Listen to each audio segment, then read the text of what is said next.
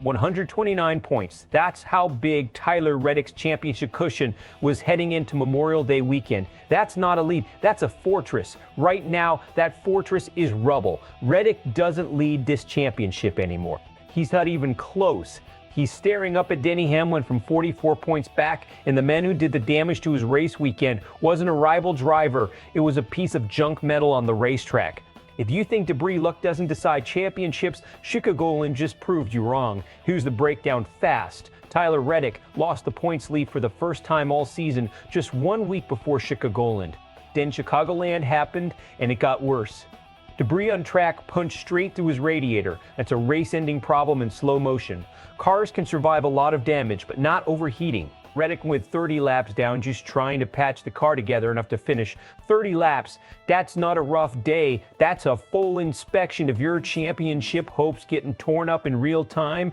Meanwhile, Briscoe won the race outright and rocketed from 11th to 8th in the standings, the single biggest jump on the board.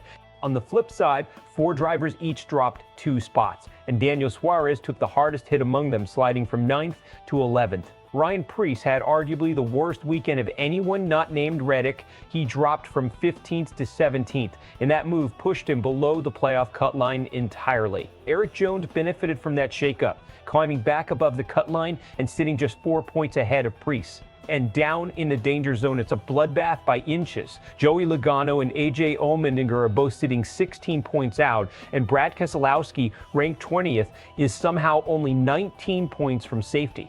Let's talk about how we got here, because this isn't just bad luck. This is a full-blown mid-season power shift. Reddick built that 129-point lead the hard way, through consistency, not just one big result. That's usually the kind of lead that doesn't evaporate. Points leads built on week after week finishes are supposed to be durable. They're supposed to survive a bad Sunday here and there. This one didn't survive, and that tells you something important about NASCAR's points format under this current system. One catastrophic day, one piece of bad luck at the wrong time, and months of grinding get wiped out in an afternoon.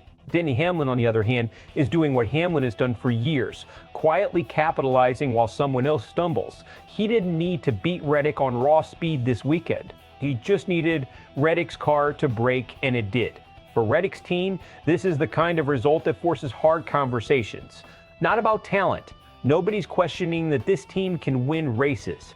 It's about damage control, about whether they can absorb a body blow like this and still be the team standing tall when the playoffs actually start. And for everyone clustered around that playoff cut line, Preece, Jones, Logano, Allmendinger, Keselowski, the stakes just got real. We are talking about single-digit and low double-digit point gaps separating a playoff berth from a season that ends early. At this stage of the year, that's razor-thin margin for error. Now here's where it gets interesting, because there are 2 totally different championship battles happening simultaneously. At the top, this is now a Hamlin versus Reddick storyline, and the psychology matters here. Reddick has never had to defend a big points lead and then lose it before. This is new territory for him. The question isn't whether he has the speed to close a 44-point gap. He clearly does. The question is whether a mechanical gut punch like Chicagoland rattles his team's execution over the next few weeks, or whether they treat it as a blip and keep grinding like nothing happened.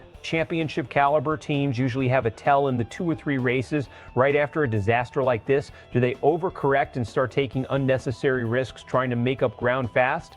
Or do they stay disciplined and trust that points accumulate over a season, not in 1 week?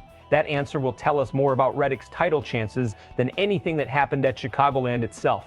Then you've got Briscoe, and this jump from 11 to 8 isn't just a nice result. It's a statement. Momentum in NASCAR compounds. A win doesn't just move you up the standings. It changes how a team believes in itself heading into the stretch run. If Briscoe backs this up with even one more strong finish, he goes from playoff dark horse to a name people are actually scared of come September, but the real pressure cooker right now is that playoff bubble. Look at those numbers again. 16 points, 19 points, 4 points. In the 36 race season, that's nothing. That's one bad pit stop, one late caution.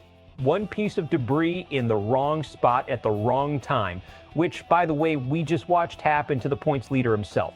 That's the brutal part of this update. If debris can take down the guy with a 109-time-point cushion, it can absolutely end the season of a driver sitting 16 points outside the cut line. There is zero margin left for anyone in that cluster. Every lap from here forward is a playoff lap, whether the calendar says so or not.